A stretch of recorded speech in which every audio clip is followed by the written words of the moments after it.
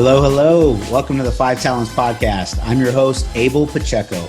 I interview the top commercial real estate investors and industry experts so you can learn from their experiences. So if you're an investor, a high W-2 earner, or real estate or tech sales professional that wants to invest in real estate without having to manage properties or leave your day job, then this podcast is for you. Or if you're already investing in real estate, but you're doing it part-time and you want to become a full-time multifamily or full-time commercial real estate investor, this podcast is for you too. You're going to learn a ton. You will learn from real-life multifamily investors and other professionals in the industry. They're going to share their blueprints for success, and I'm super excited that you're here. So I hope you enjoy the show.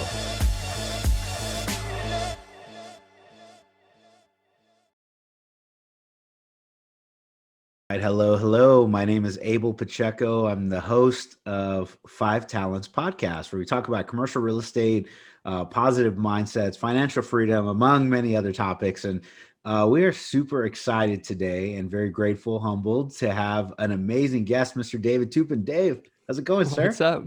What's up, man? Thanks for having me on. This is great. I appreciate it. Man, I'm very appreciative as well, my friend. Having known you, heard you talk more than a few times, all over the internet, meeting in person at an old Rod Cleef event, and knowing your partner, you, and just what you've done. It's I'm very appreciative to have you on. I know you're going to provide a lot of value for our listeners today, so I'm excited, man. Yeah, me too. No, it's good to be here. Good to see you again. Been about a year, so yeah, always good to connect. At least. So yeah, happy to have you here. Well, for those that don't know David Toupin, let me, just share a couple nuggets, with the listeners. He's one of the top millennial real estate investors and really an entrepreneur. He's the co-founder of Obsidian Capital. They're an Austin, Texas based real estate investment firm. So right up the road from us.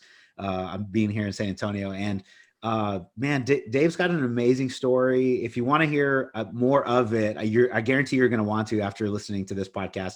But he started at the age of 20, bought his first property while he was in college, a 12-unit apartment complex. And by the time he was 25, now you've built this amazing real estate company. You're a key principal in nearly $100 million in multifamily real estate acquired and developed. And just like, around 1,000 units, and you've raised just north of $30 million from private investors, which is pretty mind-blowing in of itself. My mind has been stretched more every day as I am in the commercial real estate world. But then the last part is just your age, man. It just, even more so I go, man, I wish I would have started this when I'm younger. But either way, I'm glad I found it now. And I'm glad I'm learning from individuals like, yourself, just high quality, high caliber, and people like you willing to give back to, the community itself. So man, I'm just super appreciative. So let me turn it over to you. Tell us more about yourself, and we'll start digging into what you're doing today. I appreciate that, man. Thanks for the intro. So just, like you said, a little bit about me. I started 5 years ago. All I do is apartments day in and day out. I have two businesses. I have Obsidian Capital, which I'm a co-founder of, and we buy and build apartments. And then I have a software company called Real Estate Lab, and it's a multifamily software solution for the acquisitions platform. We also have a real estate community that we have people in. So multifamily real estate's all I do. I've done everything from live in my apartments, house hack, and renovate units myself, all the way to hiring on-site employees, to raising capital, to financing deals, all the above. So I've kind of done a little bit of everything, and we're looking to continue growing the portfolio going forward. So yeah. I love it. That's what I do. Yeah, that's awesome, man. I'm super excited for the real estate labs part. So if you've heard me talk about underwriting, I don't know if I've talked about your specific tool on this show, but for all the like general partners, passive investors, people that have known me for some time, I always talk about your tool and I talk about your YouTube, like the 101, the 100 unit complex. You've got a few, like a Nice. series on YouTube Yeah. where you use your Excel and then you're walking through it and other people are there. And it just really, it, helped me learn a lot when I was, analyzing my first properties and trying to figure this stuff out. So now you're turning that into an official platform, a software. Yeah. So that's Exactly. Yeah. cool, And man. honestly, it's one of the most underrated parts of this business. Like a lot of people talk about it and there's a lot of fluff that's pushed, but when you get down to business, it's a very financial industry, right? It's very financially driven when you're buying apartments. You need to know the numbers going into a property. You need to understand the financial impact and what happens after you buy a property, like the taxes, right? You're going to most likely get reassessed. Your insurance is probably going to go up because the previous owner probably had a long-term policy and they didn't increase them a ton every year. But now that you're going out to the market and getting a new policy, you're probably going to get hit with higher costs. So you just need to understand all these things and know where you can manage a property better, where you can add value, how you can increase rents. Can you even increase rents, right? And so I think it's underrated. In my opinion, it's the number one reason why I've been successful. Is because I understand the numbers and because I spent a lot of time practicing and failing and getting good at it. And so I think anyone who really wants to get into this business, whether you're investing passively or actively, want to be a GP, you just need to understand the numbers. It's huge. Yeah, absolutely. 100%. 2 or more years ago, I literally said, I'm not a financial guy. I don't like Excel. And that was the way I described myself for years. I ran a $50+ million business and acquisitions a year for IT hosting. And so we had a lot of professional success, but when it came down to like the P&L, that part, I was like, oh, it was Oh such a yeah, grinder it's for the me. most important part. Yeah, it Yeah. is very important.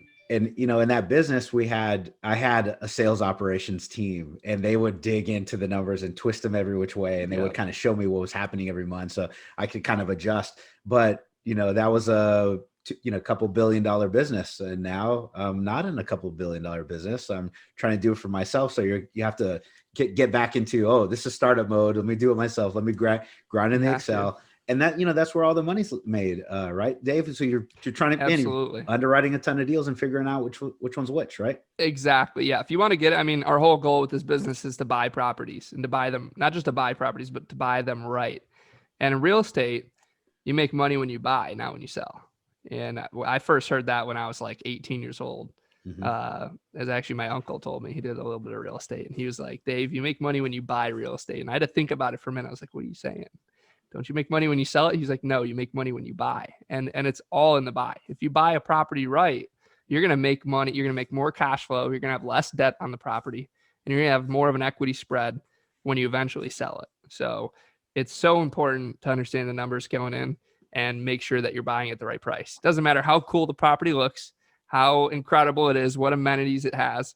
If you overpay for it, you're not buying a good deal and you're not going to make money. Yep. So Yeah. that's really important to me. It's just understanding, making sure we're buying properties at the right price. Mm-hmm. Yeah. It's old Warren Buffett, kind of mindset. Apply that to whatever you are Yep. buying.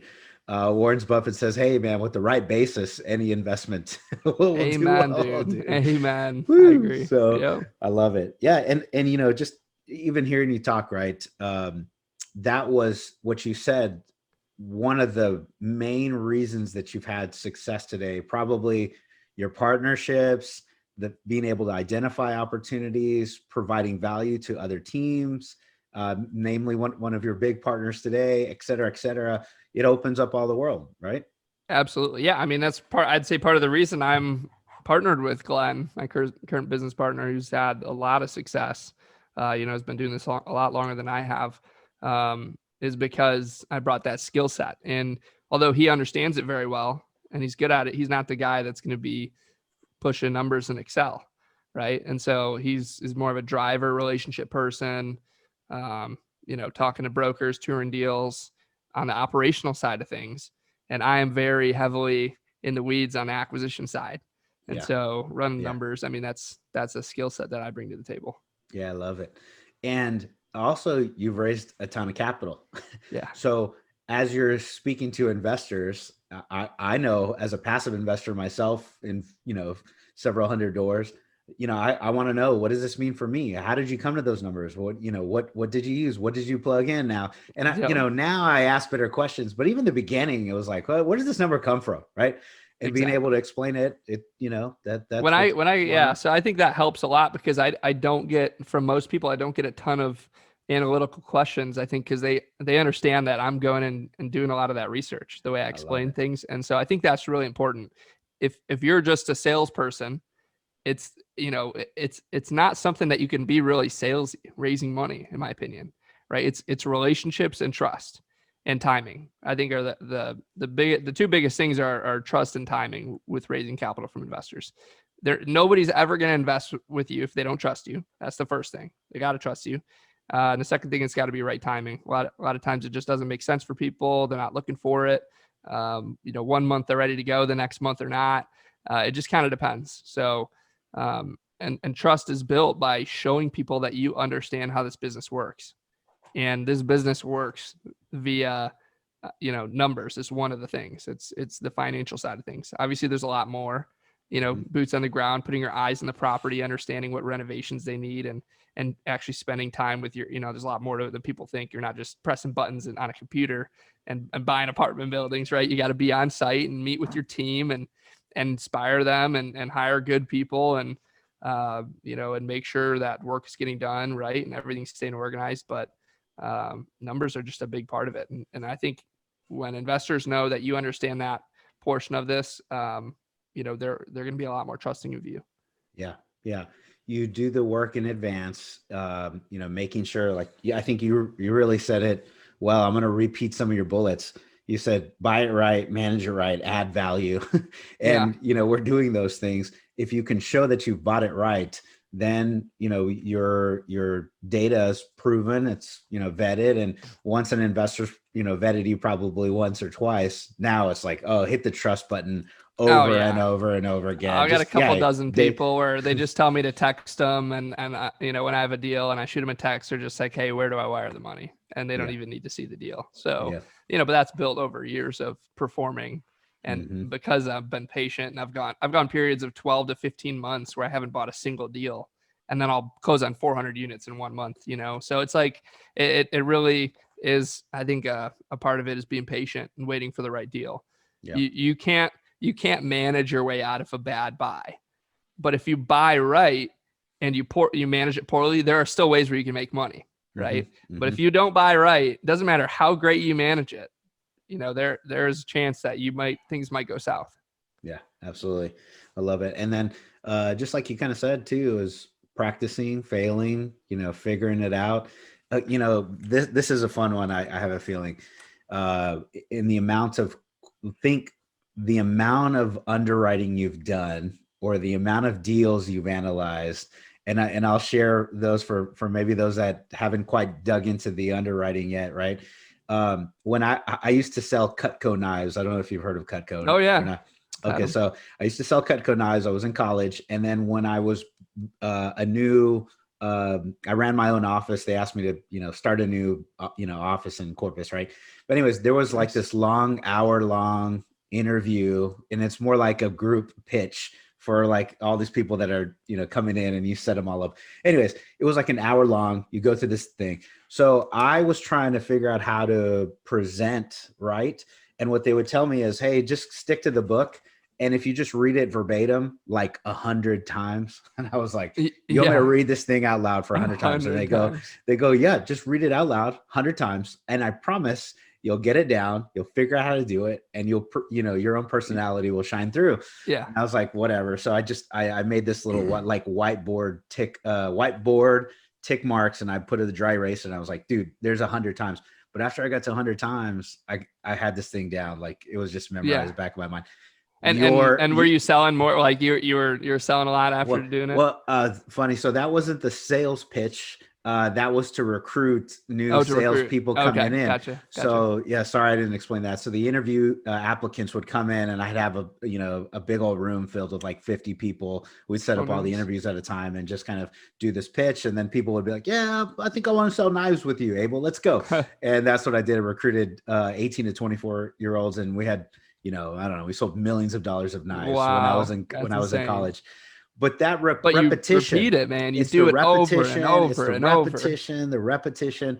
Okay, so we're not talking about knives. Well, I am, but we're talking about It's the multifamily real same estate. thing, though. It's the same thing. It's no Yeah. different. It's no different. How many times have you underwritten a deal? How many deals have Thousands, you underwritten? thousands, 1,000, 2,000, 3,000? multiple thousands. Yeah, I couldn't. I mean, a lot. Yeah, I know when I first started, I was doing like 30, 40 a week minimum myself. Now I have an underwriter who does I'd say the more button pushing side of things, fills it out, does their research on the comp, send it over to me. Now I review it and look over and tweak it and whatnot, and then make the decision on what price to offer. Yeah. But I mean, just so many. It's like I couldn't even count, because that's all I did. And for the first 2 years, all I did was just analyze deal after deal. Every deal I could even find, even if it wasn't something I really wanted to buy, I would just do it, because for me, it was a practice thing, and I enjoyed it. And a lot of people hate it.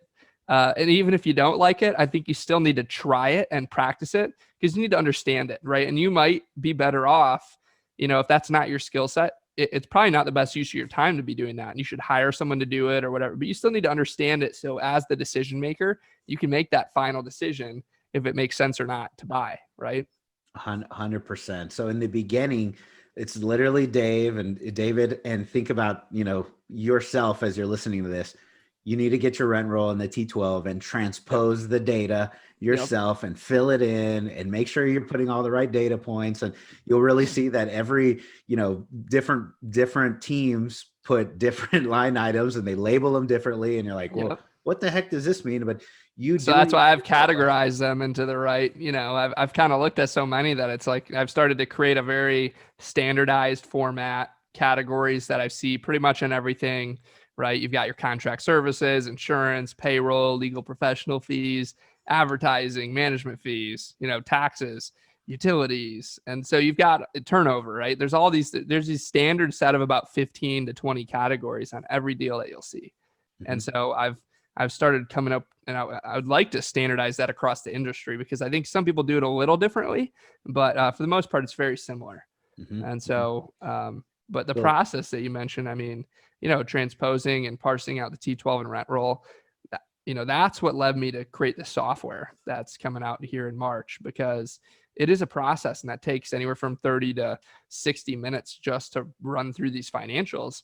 And the software is going to do it in like 3 to 5 minutes for you. It's going to read whatever format T12 or rent roll you have. You just upload it, it reads it, and it's going to take those numbers and put it into the analyzer for you. It's going to skip that whole step of all the grunt work of parsing it out.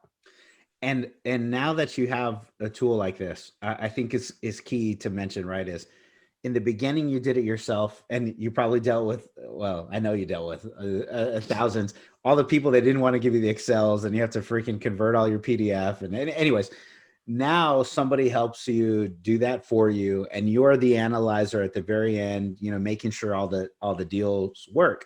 So even when you have a tool like David's to help you, to be able to understand, why normalizing an expense, or why, whatever, those components that you're looking, rent premiums, your value add, how much per unit, when you're looking through these data points, you need to be able to say, yeah, I like this is a deal I'm going to move forward with. Right. Exactly.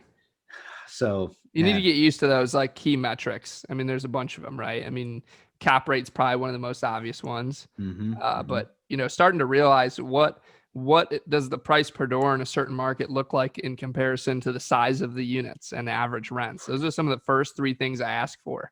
If you tell me the year it was built, the price per door that they're asking, the average size of the units, and the average rental rate for the whole property, I can tell you pretty quickly if that's going to make sense or not, because I've looked at so many of these, right? Those 4 things. And so Repeat those four things again then. Yeah. So the four things again are the asking price per door, the average size of the unit, the average rental rate, um, and oh gosh, I'm forgetting what was the first thing I said again? Average per door, average size Average per size unit, of the average unit, rent per unit, average rent per and unit. you said cap rate And in the very cap rate, beginning. yeah. It's Cap kind of rate's what good enough. it's kind of what put us up. Yeah. But those things, people look at this underwriting and they go, man, am I going to dive in there for like you may have taken like 30 minutes and knock it out. But me, when I was first starting, and maybe you in the beginning too, but that was in like a couple of hours. I'm like, dude, I don't even know 4, 5, 6 hours I would spend. Dude, I'd spend multiple days on one deal, just mulling it over and spending so much time, like more than I needed to, but just looking at every little thing. When I tweak this in the spreadsheet, what happens here? If I sell it in 3 years versus 7, do I have to adjust my cap rate to compensate for the rent growth? Does this look unreasonable? Like, all those little things. And so that's kind of molded into that spreadsheet I've built is through every time I found something that was inefficient, I built out a feature. Yeah. And there's probably, some people would say, oh, well, I think mine's pretty comprehensive, but there's some out there that are like super complex. And I'm like, dude, that's too much. Yeah. I've built things out and I'm like, wait, this is a waste of time. I don't need this. I've bought properties very successfully without having that. There's a very simple way to do this that you don't need to overthink it too at the same time. You don't want to overcomplicate things, right? Because this already takes enough time. You don't want to take any more than it has to. Yep. You want to get the job done. I've kind of learned now that I look at more of them, I've learned that quick analysis, just like you kind of have in the very beginning.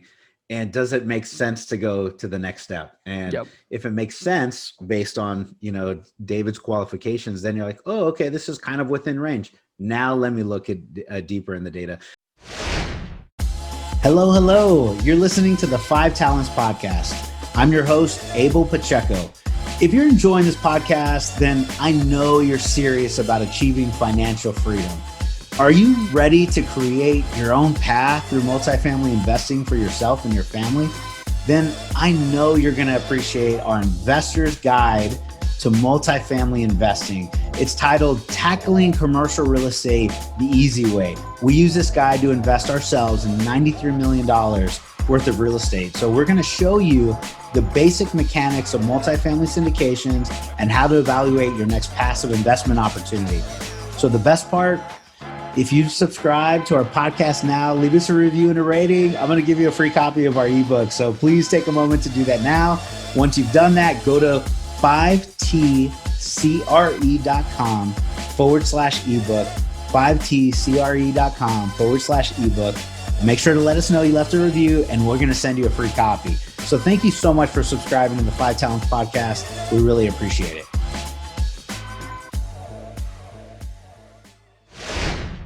So this has been a really great conversation so far for general partners, people that are like really analyzing, putting offers out, trying to figure out which is the right property. How does all this stuff relate to like a passive investor? A passive investor, maybe think about it from their perspective for a minute. W-2, high earning professional, maybe they're business owner, they're trying to figure out where to put their capital. What tips, maybe 1 or 2 golden nuggets could you give them that they're not in T12s, or most of the ones that I work with are not in T12s and they're not in rent rolls and they're trusting you to do that, and give them some a couple nuggets to vet out my next deal. Yeah, I would say the first thing, and this might be a little bit of a generalization, but I think it's a good generalization. Figure out first, where's the deal that you're looking at? Is it in a major market? Okay. Are you in Phoenix or Denver or Dallas, whatever it might be? Ask them what is the medium that you're buying this through? Are you buying it through a broker? Okay. If you're buying it through a broker, ask them, did they go through a whole bidding round and get into the best and final and get into, get their offer accepted after, the broker went through a couple rounds of bidding people up? And in my opinion, I'm just saying my experience, and I've looked at probably 500 to 600 deals in the last 18 months and made hundreds of offers and bought 5 properties out of all that. Not a single one of those was from a round of bidding, best and final. I have not found a good deal where we've gone through a bidding round, a bidding war, every one of those has ended with a price 10 to 15 to 20% above what I thought was the right price to pay for a certain property. And so when you find somebody and they're like, oh, we're in the best and final, and then, oh, we won the final offer. Normally that process is designed to fetch the highest possible market rate for a property, not a good deal. The best deals I've ever bought are direct to seller, off market, never seen by someone else, which are, they're out there, not easy to find, but they're out there. The ones where you get them from a broker off market, where they bring them to you and maybe a handful of people, and it worked out timing wise. I've gotten a couple of those. And then, I think the best deals also have a story. I like telling stories about deals when I'm talking to investors. I think that's the best way, not only to pitch a deal, but I think it's the best way to show that it's actually a good deal. Hey, I just bought a 230 unit portfolio from a family, 3 siblings. They inherited it from their dad, who built them 45, 50 years ago. Wow. And it took me 12 months to close the deal from last November until, well, not 12 months, like 10. From last November, we just closed them in September, early October. So just like 2 months ago. Mm-hmm. The property was super clean. They, because the kids managed them, they're not really real estate people. They just kind of took over when the dad passed away. It was good timing. They wanted to get out of it. None of them really agreed on anything, and they were kind of like ready to part with it. And, they first put it on the market too high of a price. They didn't use a broker who was a multifamily specific broker. So he didn't reach the masses in terms of all the buyers. Mm-hmm. And I kind of came in at the right time. We sent a letter to the owners, and we were able to deal directly with them. COVID hit. We got a really great price renegotiation, and we were able to get an amazing basis on this project at like 55 to 60 a door on average, when they're probably worth as is like 70, 75 a door. Nice. And so, and the rents were, one of the properties is 11 property portfolio, and one of them I just bought on my own. It was 20 units. And I put $25,000 into a unit. We raised the rent $850. So we're getting anywhere from $500 to $800 rent bumps on that property. It's in a really nice little area. How many units was that? How many? That was only 20 units on that one. But the rest of them all had built-in $200 rent increases, doing nothing, $400 with a renovation. And so, if I told you that as an investor, I mean, you're already in because it makes sense. There's a story behind it. There's financial knowledge backing it up, right? I'm giving you facts, rental comps. And so, if I told you, I won a deal from a broker, out of 40 people that bid on it, like, woohoo, like, okay, you just paid more than 40 other sophisticated investors, Mm-hmm, so. Mm-hmm. Hey, there you go. That's the biggest thing. The deal has to, one, it's probably off market, not going, the best and final, not going to that. As I beat out 30 other people are like, you probably overpaid. Yeah. And then the story behind it makes a lot of sense. For those, I would say maybe passive investors, just really quick math. I was looking at, 20 units, this increase when David's telling the story, I go, okay, 20 units at 500 to 800. Let's just say they were all 500, even though they're not. Some are 8. 20 times 500. That's $10K times 12 months of rent. That's $120K divided by a freaking 5.5 cap rate, whatever, 6 cap. And that's like $2 million freaking dollars of like extra value. I bought it for 1.3. It's gonna be worth 3.5. We're all in at like 1.8. Boom. And those deals are that's how I want to be. That was a dream deal. That's a sweetheart deal. The best one I've ever bought. That was the best deal I've ever bought. I mean, that was just a classic little. That was the best one in the whole portfolio too. And so when was that? I just closed on it like 2 months ago. Okay, so help maybe. Man, I have so many questions I want to ask you, but I get sidetracked because we're talking. But while we're on this topic, that was a 20 unit deal. For the most part, we hear, hey, 100 unit syndication, 100 plus unit syndication, 100 plus unit syndication. That's the way to go. How, help us make amends with this. My mind. You heard the numbers, right? I mean, that deal, it's going to make a lot of money, right? And it's only 20 units. We bought that whole portfolio. And so, we have one management company managing it all. And so for me, it just made sense. They're all within like a mile and a half, 270 units. And it's in my hometown in Michigan.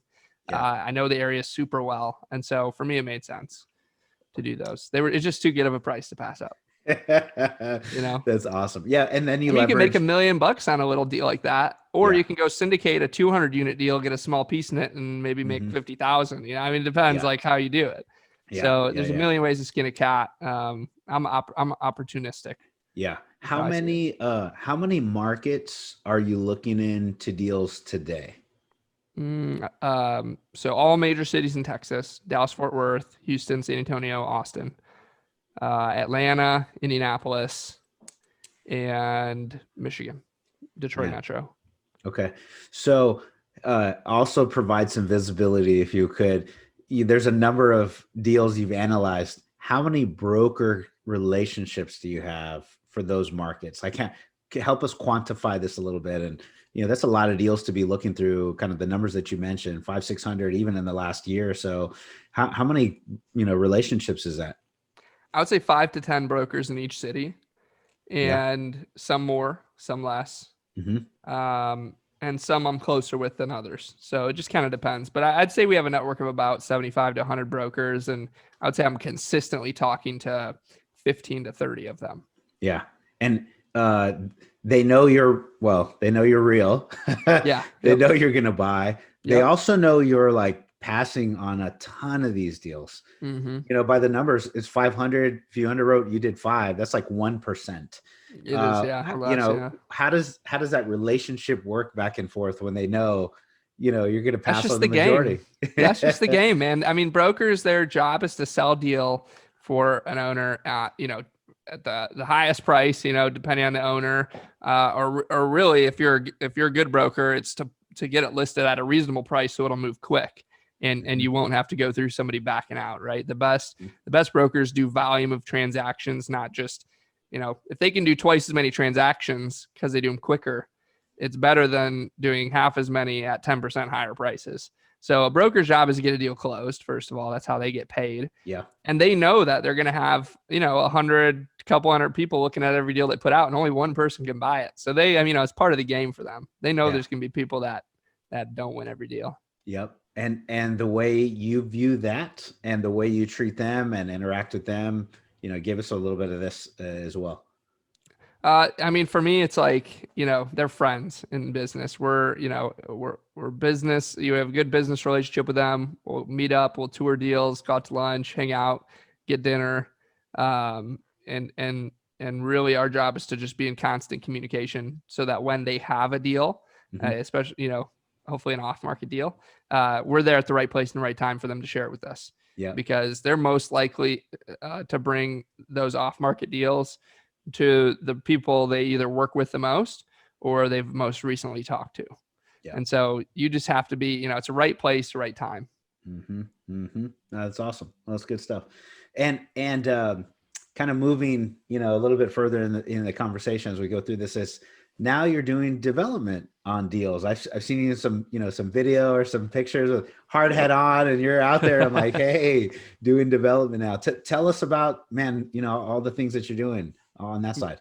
Yeah. So we bought at Obsidian, we bought a piece of land a year and a half ago, and we got it entitled, and we are building 50 apartment units on there. It's a little over 3.5 acres. North Austin in a city called Leander. It's absolutely booming. This whole Austin metro area is. And it's a B+ class, multifamily development. It's nothing crazy exciting in terms of amenities. It's very simple. We've got some garages, but that was the kind of product we wanted to go for. And we're going to be renting anywhere from $100 to $200 below the Class A competitors. Yeah. So I think we're going to fill up really quick because of that. We're going to be a little cheaper. Yeah, they're going to be nice. They're going to be quality. They're not going to be like super high end, but we're going to have granite countertops, stainless steel, some vinyl plank flooring. They'll be basic, but they'll be very nice. And, it's in a nice neighborhood by a school. And so I think it'll do really well. Our rents are from $1,000 to $1,250. We've got 46 two beds that are like 850 to 900 square feet and 4 one beds that are around 650 square feet. So Yeah. we started that. That should be done within the next 12 months, and we'll start leasing up. And then we're working on a 150 unit new development, just another 10 minutes north of that. And these are all like within 10, 15 minutes of where I live here, North Austin. Yeah.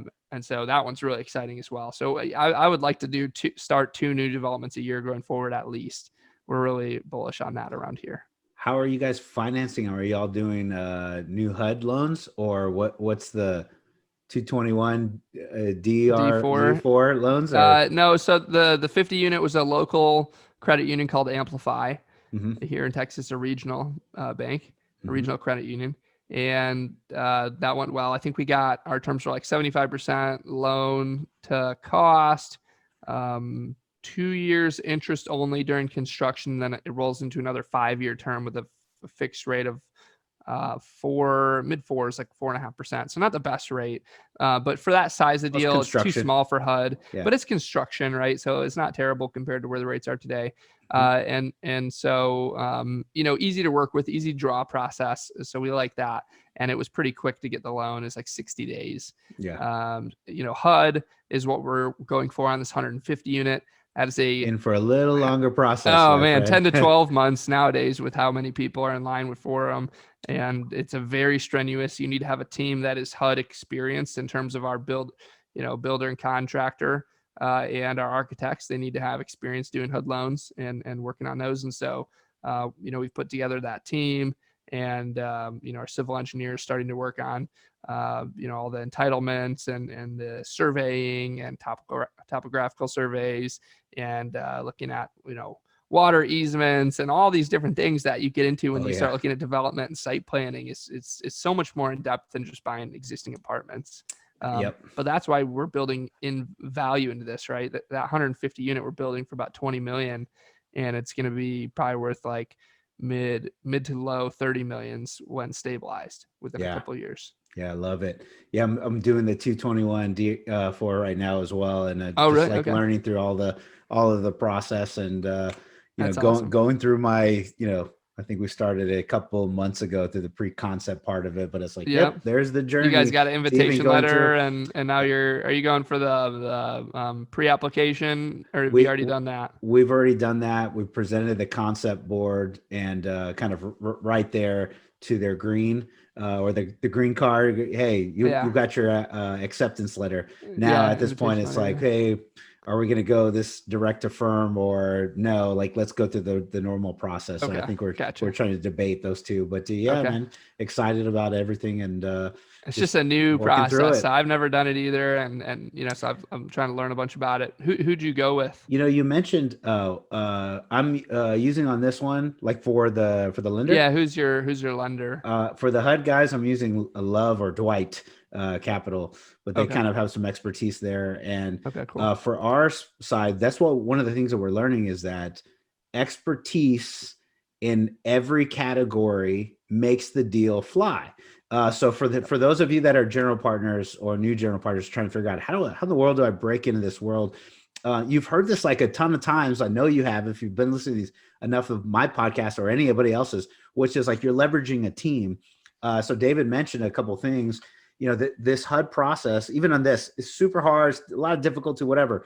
But if you have an expert on the contractor side, on the developer side, on the architecture side, and all the way through the lender, every expertise in every one of them, then it's gonna be smooth. They go, oh, cheap out. You've done this 50 times, you've done that 80 times, you've done this 100 times. Yeah, here you go. And now Mr. Abel Pacheco, first timer, is with a team that's done it 80 times. Yeah. And now you're one of the 80 times crew. Yeah. So. Amen, dude. You have to. And I say this all the time, for example, a legal team. A lot of people, and I did when I started, because I guess I really didn't know the legal game. I hired some, more affordable, but inexperienced legal team. And now wherever I am, I have a team in Michigan and a team in Texas that handles all of our transactional and other legal work. And I hire the best. I don't care if they're a little more expensive. I don't care if they're 25% more expensive. I am hiring the best legal team because I want the best legal protection. And I want people who not only know what they're doing and can work efficiently, but I want people who have contacts. And our attorneys, like for example, in Michigan, the ones I work with, they know everybody. They do tons of real estate transactions. They've worked with, every title company. They know people at every bank. And so when I go into a transaction, regardless of how I'm structuring it, they're going to know people on one side or the other. And it makes it way easier to get deals done and to get over hurdles. And so I'll pay $20,000 or 20. That 232 unit took 10 months. I had $80,000 legal bill for that one deal. But there was different. We bought. There was 11 properties, so we bought deals. I had 4 different loans, 4 different packages we bought them in. And so, 4 different loans, I had 4 different, closings, it's all these different things. And so, but if I didn't have an experienced legal team, like that would have been hell for me. Yeah. And so it was worth it. Yeah. It was really worth it. Yep. There's the secret, right? There's the secret, man. You don't have to try to do it on your own. You need to partner up, find the best. And then if you're a good, smart underwriter, you just factor those in on the front end, and it's all factored into the deal. Price, adjust your price accordingly, and then there you go. That's awesome. Well, David, it's been amazing talking with you today, and I really appreciate your time. Maybe 1 or 2 more questions before we go, but before we get there, where do our listeners, viewers, if you're watching on YouTube or you're listening on your Apple Podcast or Stitcher or wherever you're on right now, where do we reach out to you, David? How do I get into your world? Yeah. So the best way, if you're on social media, look me up on Facebook or Instagram. On Instagram, my handle is Real Estate Jedi. And Facebook, just look up my name, David Toupin. You can go to my real estate company's website, obsidiancapitalco.com. And if you want to look up my real estate community /software, it's realestatelab.com. Right on. Thank you. Is there anything that, during our time today, I didn't highlight, you wanted to bring some exposure to, anything we didn't touch on at all? No, man. I think the biggest thing, for passive investors is to just understand, work with experienced people, understand that who you're investing with. You need to put a lot of trust in them, because you're not going to be as knowledgeable most of the time about the industry and the deal as they will. So you do have to put a lot of trust in people. Don't be too over analytical, and really just find a good sponsor to invest with that you trust.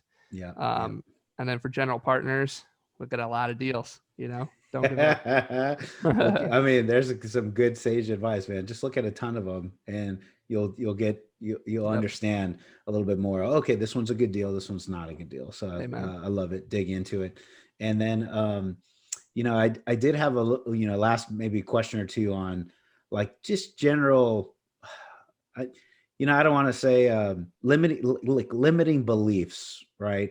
The ability to say, man, I can actually do what David's doing. I can do commercial multifamily real estate. And, coming from someone, I hate to make age, a factor, but it's a big factor. It's hard to break in when you're younger, and you managed to do that. So there's some working professionals. There's some people that have established a long, successful track record, professional career that are listening now, I'm sure, that are like, I can't do this. I've got so many obstacles or limiting barriers between me. I can't do that. But man, you managed to break through that stuff. Give us a little bit of this mindset and, just how you did it, brother. Yeah, I mean, first of all, if I could do it, I think anyone could do it. It's really a matter of how bad you want it. And if you want it bad enough, you're willing to do whatever it takes and figure it out. If you're not, what I've found after talking to so many people is a lot of people say they want to do it and get into it, but really they don't put in the time or the effort to make it happen. And so in my opinion, they just don't want it bad enough. But the people like you, people like me, my friends I know that are doing this, they really make a huge effort and put in a lot of time to really master this business. And I don't think you can half-ass it. I think you really have to put in a lot of time and enjoy doing it, because it's hard to put a lot of time into something if you don't enjoy it. So if you enjoy it and you really want it bad, you're gonna put in the time. You're gonna put in 1,000 hours or whatever, 10,000 hours it is to perfect something. Like, you're gonna put that time in to make it work, and you're gonna make sure you're doing it right. Yeah, I love it, man. Put in the time, put in effort. You can't. There's no secret sauce, man. Yeah. There's no, it's like anything. There's really no secret. A lot of people ask, there's no secret. You're going to put in the time or you're not going to put in the time. Absolutely, man. No shortcuts. Put in the time, do the cycles, do the work. And if you don't know how, that's one thing. That's where you find education and coaches, mentors. You look up Dave's, video series, you watch it 1,000 times, whatever it takes, ask questions. And then once you know what to do, then you've got to repeat that thing hundreds of thousands of times. So that's awesome, man. Well, David, thank you very much for your time. I really appreciate it. And if you've heard something on this podcast, this interview that you appreciated, I would encourage you, reach out to David. I'm sure he'd love for you to get in his world. And then myself as well. Subscribe, rate, and review our podcast. And my name is Abel Pacheco. You can reach out to me at 5tcre.com. If you want to get it closer to me in our world, we'd love to have you. And, it's a great conversation. Thank you very much, David. Thanks, brother. I appreciate you. This is fun. All right. We'll talk soon. Bye-bye. Talk soon. Thank you for listening to this episode of the 5 Talents Podcast with your host, myself, Abel Pacheco. Each week, we're going to bring you interviews from industry experts and commercial real estate investors who follow their dreams and achieve massive success. Before you leave, let me ask you a few questions. Did you enjoy this episode? Did you learn something valuable? Was your mind stretched to what's possible and what you can achieve? Do you want other experts just like the one you heard today? If you answered yes to any or all of those questions, then please take a moment to subscribe to the 5 Talents Podcast, give us a 5-star rating, and most importantly, leave us a written review. Tell us what you liked, tell us your favorite guest, give us any feedback. I'm excited to learn and improve so you can get a more valuable show. So thank you again for subscribing to the 5 Talents Podcast.